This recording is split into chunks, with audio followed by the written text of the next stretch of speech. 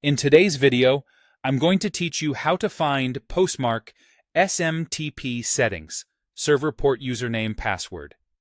If you're connecting your app or email client to Postmark using SMTP, there are 4 pieces of information you need: the server address, the port, authentication, and encryption. I'll walk you through each one and explain how to set it up reliably. First, the SMTP server. Enter smtp.postmarkapp.com as the outgoing mail server or SMTP host. Make sure this goes into the SMTP or outgoing server field, not IMAP or POP. A quick tip: copy and paste carefully to avoid typos, and don't add extra spaces. Next, the port. You have 3 options. 587 is the recommended choice.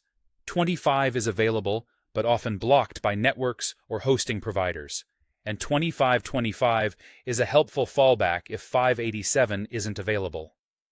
All of these support TLS or Start TLS. If your mail client offers a drop-down for security, choose Start TLS or TLS when using 587 or 2525. If you see an option that says SSL only, skip that and stick with TLS or Start TLS for Postmark.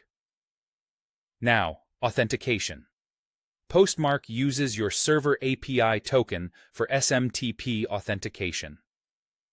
Enter your server API token as the username, and use the exact same value as the password. Some clients show separate fields for username and password, but for Postmark, they're the same.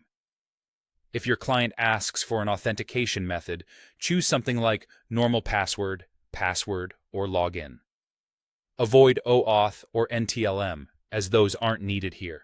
If you're not sure where to find your server API token, open the Postmark dashboard, go to your server, then the API tokens section, and copy it from there. If you don't have one yet, you can create a new token in that section. Treat this token like a password. Keep it private and never share it publicly. For encryption, make sure TLS or Start TLS is enabled. This protects your credentials and message content in transit. On most clients, this is a checkbox or drop-down labeled Use TLS, Start TLS, or Require Secure Connection.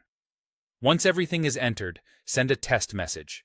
If the connection fails, double-check for typos in the host, confirm you're using your server API token in both fields, and try switching the port from 25 to 587 or 2525.